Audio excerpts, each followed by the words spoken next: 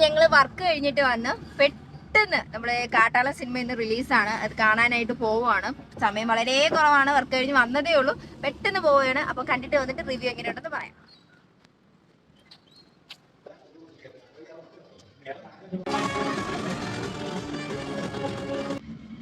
ചേട്ടാ, സിനിമ കണ്ടിട്ട് എങ്ങനെയുണ്ട്? കാട്ടാള മൂവിയെ പറ്റി എന്താണ് പറയാനുള്ളത്? ഞാൻ ശരിക്കും മാർക്കോ ടീം ആയതുകൊണ്ട് ഒരു മാർക്കോ ലെവൽ സിനിമയാണ് ഞാൻ പ്രതീക്ഷിച്ച് വന്നത്.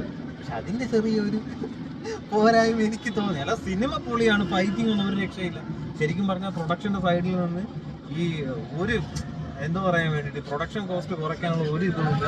കറക്റ്റായിട്ട് ആ സ്ക്രീനിൽ കിട്ടി. എൻ്റെ അമ്മ ഒരു രക്ഷയില്ലാത്ത അടിപ്പടം.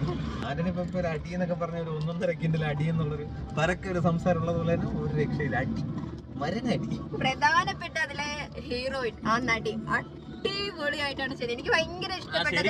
നടിയാണ് ഇഷ്ടപ്പെട്ടത്. അതെ, അടിപൊളിയായിരുന്നു. അൽഫോൺസ് പുത്രന്റെ റോളുണ്ട്.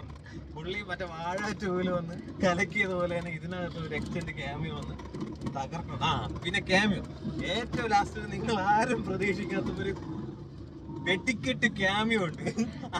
അതുകൊണ്ട് സിനിമ കണ്ടു കഴിഞ്ഞിട്ട് ഉടനെ തന്നെ എണീറ്റ് പോവരുത്. Cameo setup. പിന്നെ എല്ലാവരും തിയേറ്ററിൽ പോയി തന്നെ കാണേണ്ട സിനിമയാണ്. കാരണം അത്രയും വൈഡ് സ്ക്രീനിൽ കണ്ടാൽ ശരിക്കും പറഞ്ഞു കഴിഞ്ഞാൽ ആ ഒരു ഫീല് കിട്ടുള്ളൂ. കറക്റ്റ് ഒരു ദൃശ്യ വിസ്മയമാണ് സിനിമ. പിന്നെ പെപ്പയുടെ ലുക്ക് അടിപൊളി ലുക്കാണ്. എനിക്ക് ഇത്രയും കണ്ട സിനിമയിൽ പെപ്പയുടെ ഈ ഒരു ലുക്ക് ഭയങ്കരമായിട്ട് ഇഷ്ടപ്പെട്ടിട്ടുണ്ട്. നല്ല രസമുണ്ട്. ഒരു 5-6 ഫൈറ്റ് സീൻ ഉണ്ട്. അതിന് മേളിൽ കാണുമെങ്കിലും ഉള്ളൂ.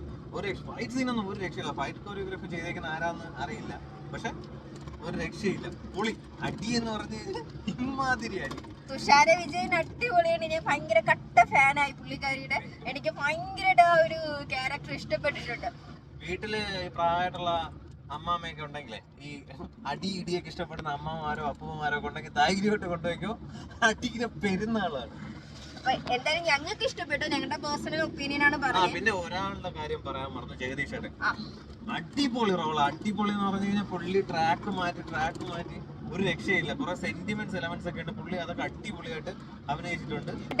നമ്മൾ തിയേറ്ററിൽ നിന്ന് ഇറങ്ങി ഡയറക്റ്റ് ആയിട്ട് പറയുന്ന റിവ്യൂ, അതുകൊണ്ട് പലരുടെയും ചിലപ്പോൾ മിസ്സായി കാണും. ചിലത് ഡീറ്റെയിൽ റിവ്യൂ ഒന്നുമില്ല. സാധാരണ പ്രേക്ഷകൻ എന്നുള്ള ലെവലിൽ നമ്മൾ പറഞ്ഞതേ ഉള്ളൂ.